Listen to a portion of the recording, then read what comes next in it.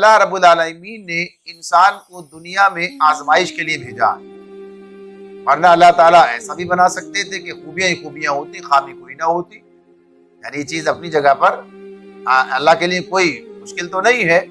اللہ تعالیٰ نے فرشتوں کو پیدا کیا، فرشتے بھی اللہ کی مخلوق ہیں، اللہ ہی نے انہیں پیدا کیا ہے۔ اور ہم یہ بات جانتے ہیں، ہمیں یہ بات معلوم ہے کہ فرشتوں کے حوالے سے شر کا کوئی معاملہ نہیں۔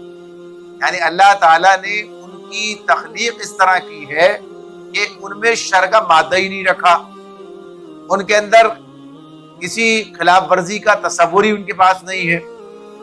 ان کا کام تو یہ ہے کہ جو اللہ تعالیٰ نے انہیں بتا دیا تو خیر کا معاملہ ان کے سامنے رکھ دیا، اس پر لگے ہوئے۔ یعنی اسے جس طرح ہم کہیں آج کے کمپیوٹر کی زبان میں جو پروگرامنگ کر دی گئی ہے اس کے مطابق چل رہے ہیں۔ یعنی کیفیت جہاں انتخاب نہ ہو، جہاں یا انسان کے پاس کیا ہے، انتخاب کی آزادی ہے، صحیح راستے پہ جائے یا برے راستے پہ چلا جائے، اپنے کردار کی تعمیر کرے یا اس کی تخریب پہ لگ جائے۔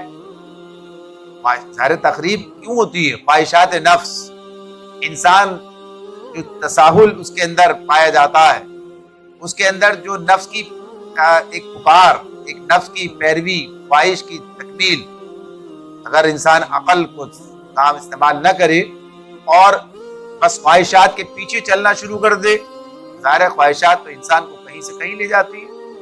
انسان کے جو معاملات ہیں سارا آدمی سمجھتا ہے اس بات کو۔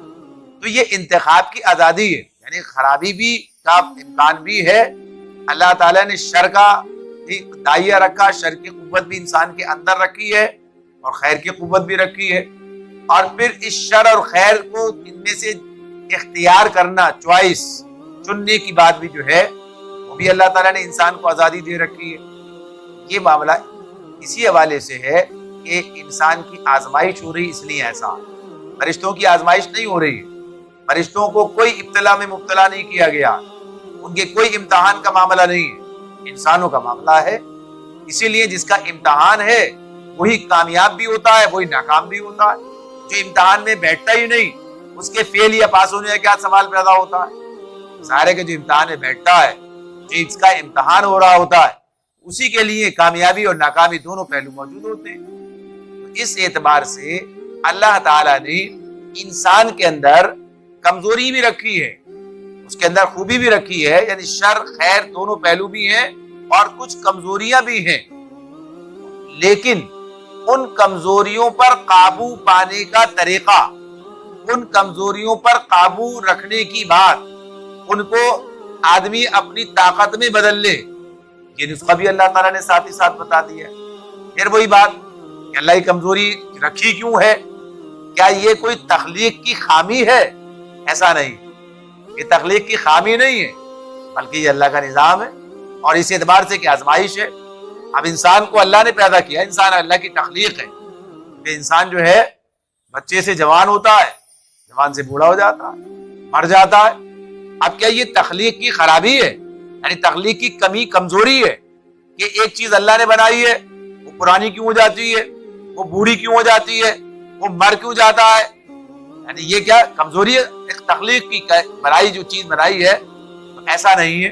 ہم جانتے ہیں کہ یہ اللہ کا نظام ہے، اللہ نے اس کو ایسا بنایا ہے، اس لیے کہ اللہ تعالیٰ اس انسان کو یہاں ایک مخصوص مدت کے لیے رکھنا چاہتے ہیں اور اس کو ان مراحل سے گزارتے ہیں اور پھر وہاں لے جاتے ہیں۔